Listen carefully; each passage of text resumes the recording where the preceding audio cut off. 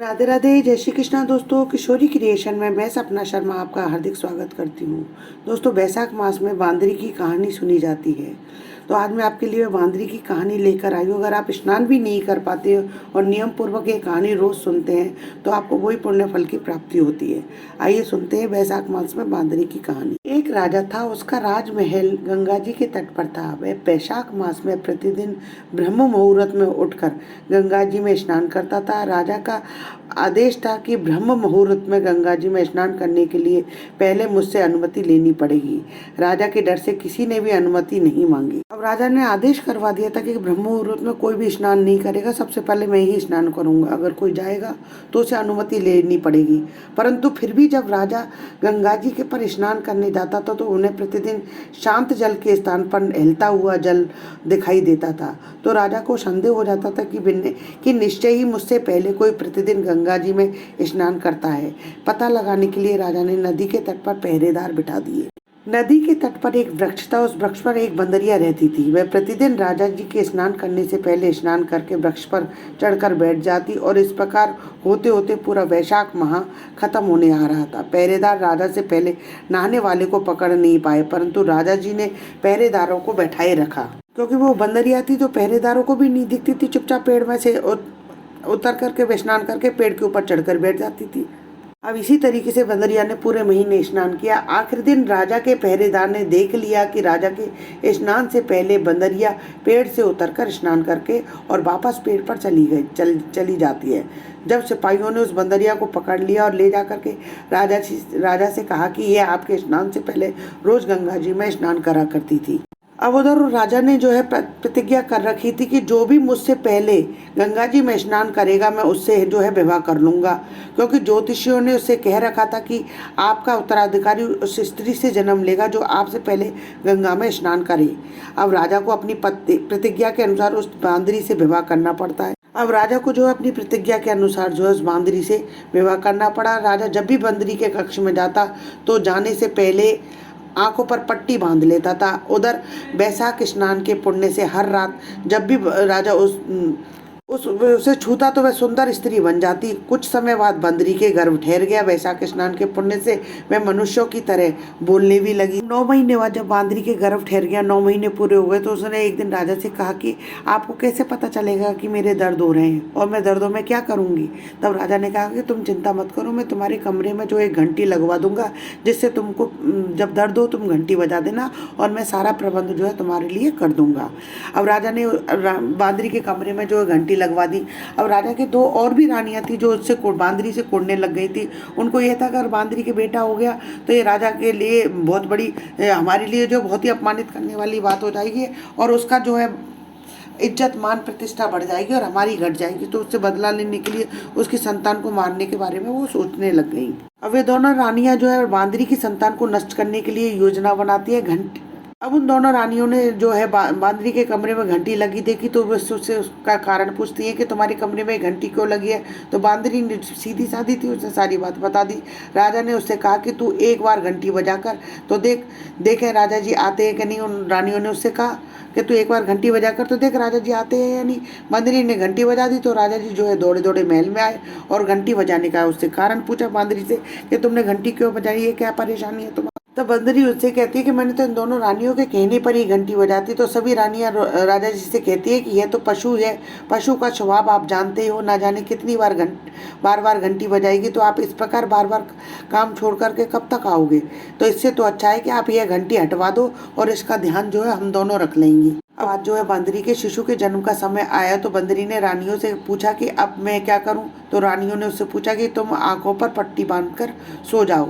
तो बंदरी ने रानियों की बात मानकर वैसा ही किया। अब बंदरी के वैशाख माह के स्नान के पुण्य प्रताप से उसके एक बहुत ही सुंदर पुत्र का जन्म हुआ। अब शिशु का जन्म होते ही रानियों ने उसके शिशु के रोने से पहले ही उसे एक टोकरी में रखकर दासियों को दे दिया और कहा कि रात के समय इसे ले जाना और इसे किसी नदी में बहाकर आ जाना। उधर उन्होंने शिशु के स्थान पर एक पत्थर रख दिया और राजा जी को कहलवा दिया कि बांदरी के तो एक पत्थर का जन्म हुआ है, कोई पुत्र पैदा नहीं हुआ है, उसने तो एक पत्थर को जन्म दिया है। राजा ने यह सुना तो उसने भी ये संताप कर लिया कि जब मनुष्य रूपी दूसरी रानियों के संतान नहीं हो सकती तो बंदरी तो पशु है, इससे क्या क्या संतान होगी। उधर रात को दासी उस सुंदर शिशु को नदी में बहाने के लिए निकली, परंतु सुंदर शिशु को नदी में बहाने का उसका मन नहीं हुआ और उसने ममतावश उसे एक कुम्हार के चाक पर लिटा दिया। अब दूसरे दिन जब कुमार और उसकी पत्नी उन्हें घड़े बनाने के लिए उस चाक के पास आए तो उन्होंने एक बहुत सुंदर से शिशु को लेटे हुए देखा। तो उन्होंने कोई संतान, उन दोनों पति पत्नी के भी कोई संतान नहीं थी, तो उन दोनों ने उसे अपने बच्चे की तरह उसका पालन पोषण करना शुरू कर दिया। भगवान श्री हरि का प्रसाद स्वरूप दोनों जने जो है बड़े प्यार से उस बच्चे को पालन पोषण करने लगे। कुछ समय होने के बाद वह बालक बड़ा हुआ। उस दासी से ये ज्ञात हो गया कि वह रानी बांदरी का पुत्र है, जिसको अन्य रानियों ने मरवाना चाहा था। क्योंकि उस दासी को भी जो है आत्मग्लानि होती है कि ये बच्चा यहाँ पर रह रहा है, तो उसे बता देती है कि तुम जो रानी बांदरी के पुत्र हो, तो कि अन्य दो रानियों ने उन्हें मरवाने के लिए तुम्हें नदी किनारे बहाने के लिए भेज दिया था। अब एक दिन जब उस बालक को पता चल जाता है ये कि उन दोनों रानियों ने मरवाने के लिए उसको माँ से अलग कर दिया है, तो वह एक दिन वह बालक कुम्हार के बनाए हुए मिट्टी के हाथी और घोड़े लेकर नदी के तट पर बैठ गया। जैसे ही वह रानियों की मुंह लगी दासियां नदी के तट पर आई तो वह जोर जोर से कहने लगा, आओ रे मेरे मिट्टी के हाथी घोड़ो पानी पी लो, आओ रे मेरे मिट्टी के हाथी घोड़ो पानी। अब दासियां जो है उसकी बात सुनकर हंसने लगी और कहने लगी कि क्या कभी मिट्टी के हाथी घोड़े भी पानी पीते हैं क्या। इस पर उसने कहा कि कभी बंदरी के भी पत्थर का जन्म होता है क्या। ये बात सुनकर दासियां जाकर रानी को बताती है। अब वो सारी दासियां जो है रानी को सारी बात, दोनों रानियों को सारी बात बताती है। उन दोनों रानियों के भी घबराहट होने लग जाती है, अगर राजा को पता चल गया तो वह तो हमें मरवा डालेंगे। तो वह रानियां मिलकर के राजा से कहकर झूठे आरोप लगाकर कुमार को जो है देश निकाला दे देती हैं। कुमार और उसका परिवार वन में रहने लगता है। अब अगले वर्ष चैत्र माह में गणगौर के पूजन का दिन आया तो बंदरी का पुत्र घड़े में पानी भरकर बगीचे के बाहर बैठ गया। उधर मंत्री की और साहूकार की पुत्रियां भी गणगौर बनाने के लिए मिट्टी के लिए आती है और सुंदर बाग बगीचा और शीतल छांव देकर बगीचे में खेलने और झूला झूलने लगी। कुछ समय बाद उन्हें प्यास लगी तो उन्होंने उस बंदरी के पुत्र से जल पिलाने के लिए कहा। तो युवक ने एक जगह पर थोड़ी सी आग सुलगाई और उसके पास ही बैठ गया। फिर शर्त रखने लगा कि लड़कियों से बोला कि चारों ओर चक्कर लगाओ, तब मैं तुम्हें जल पिलाऊंगा। पहले तो सभी कन्याओं ने मना कर दिया, परंतु फिर प्यास बहुत तेज लग रही थी उन कन्याओं को, गर्मी के कारण उनका हाल बेहाल हो रहा था, तो वे जो है चक्कर लगाने के लिए मजबूर हो जाती हैं। तो वे लड़कियां मान गई और उसके चारों ओर फेरे लगाने लगी आग के। अब प्रत्येक लड़की के साथ 7 फेरे होने के बाद युवक उस लड़की को रोक देता। सात फेरे बने होने के कारण सारी लड़कियों को ब्याह करके उसके साथ हो गया। फिर वे सभी अपने अपने घर को चली गई। लड़की के माँ बाप को जो है चिंता होने लगी कि हमारी बेटियों को देखने के लिए भी कोई नहीं आता है, ना ही इनका विवाह शादी कुछ हो रहा है। अब उन सबके माँ बाप जो चिंता करने लगे। उन लड़कियों में से एक लड़की के घर के पास एक बुढ़िया रहती थी, तो उस लड़की की माँ ने उस बुढ़िया से कहा कि जहाँ लड़कियाँ बातें करने के लिए इकट्ठा होती हैं वहाँ जाकर बैठें और वहाँ जाकर के सुनो कि देखो ये लड़कियाँ क्या बातें करती हैं। पर बुढ़िया पहले तो मना कर देती है, लेकिन वह उसे कुछ पैसों का लालच दे करके उनके पीछे भेज देती। और वे लड़की बुढ़िया माई से बोली, क्यों बुढ़िया माई, क्या हमारी बातें सुनने के लिए आई हो क्या आप हमारे पीछे पीछे।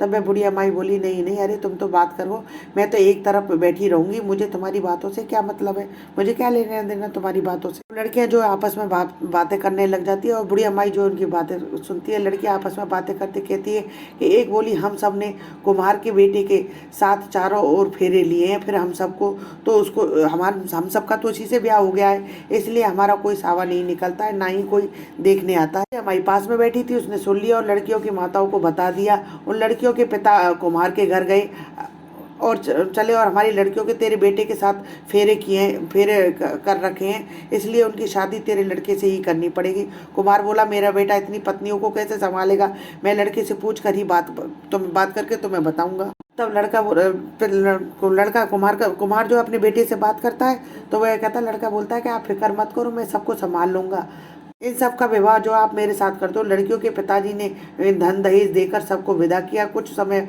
बाद कुमार के बेटे के घर पत्नी से एक पुत्र पैदा हुआ। सभी पुत्र बहुत सुंदर था, हर तरफ उसकी चर्चा होने लग गई। अब राजा तक यह बात पहुंच गई। राजा ने बुलावा भेजा कि राजा पूरे परिवार से मिलना चाहता था। बांदरी के बेटे ने अपनी सब पत्नियों से कहा कि चलो राजा के यहाँ चलते हैं। सब पत्नियों ने तैयार करके राजा को समाचार कहलवाए कि हम सब आपसे मिलने आ रहे हैं।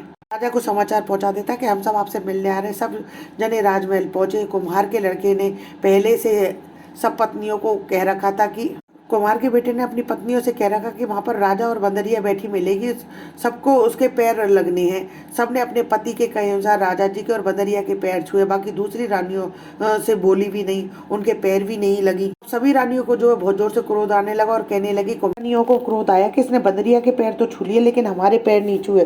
तो उन्होंने राजा से शिकायत की, इसने तो हमारा अपमान किया, इसने बंदरिया के पैर तो छू लिए लेकिन हमारे पैर नहीं छुए। जब राजा ने उससे पूछा कि भाई तूने बंदरिया के पैर तो छू लिए लेकिन तूने इनके पैर क्यों नहीं छुए, तो फिर कुमार का बेटा बताता है कि बंदरिया जो है मेरी माँ है और इन सब रानियों ने जो है मेरी माँ को मरवाने, जब मैं पैदा हुआ था तो इन्होंने मेरी दासी को देकर के मुझे बहाने के लिए मरवाने के लिए छोड़ दिया था। और ये कुमार दासी के मन में जो है दया आ गई और मुझे कुम्हार के चाक पर रख आई। दूसरे दिन कुम्हार को जब मैं मिला तो उन्होंने मुझे बेटी की तरह पाला पोसा, तो मैं उनका बेटा हूँ। और यदि आपको मेरी बात झूठी लगे तो पूछ लो आप इन रानियों से, ये सच्चाई जान लो आप। फिर राजा ने कुम्हार और दासी को बुला करके पूछा, दोनों ने जो सारी बात स्वीकार कर ली। तब राजा ने सारी रानियों को देश निकाला दे दिया, कुम्हार के बेटे के साथ उस कुम्हार के बेटे के साथ तथा उसकी सभी पत्नियों के साथ अपने राजमहल में रख लिया, उनको आदर सम्मान के साथ। इस तरीके से वैशाख स्नान के पुण्य के कारण राजा को अपना बेटा, बहू, पोते सभी मिल जाते हैं। और वो सभी लड़कियां, सेठ की सभी साहूकार की लड़कियां जो है वैशाख स्नान किया था, इसी कारण उनको पति, बेटे व राजपाट सब कुछ मिला। हे श्री हरि भगवान विष्णु, कथा अधूरी हो तो पूरी करना, पूरी हो तो मान करना। जैसे राजा बांदरी ही भगवान विष्णु, जैसे आपने बांदरी और राजा पर कृपा की, साथ ही सेठ की लड़कियों पर कृपा की, वैसे सबको करना। कथा अधूरी हो तो पूरी करना, पूरी हो तो मान करना। दोस्तों, यदि आपको मेरा ये वीडियो पसंद आए तो प्लीज़ मेरे वीडियो को ज़्यादा से ज़्यादा लाइक और शेयर करें।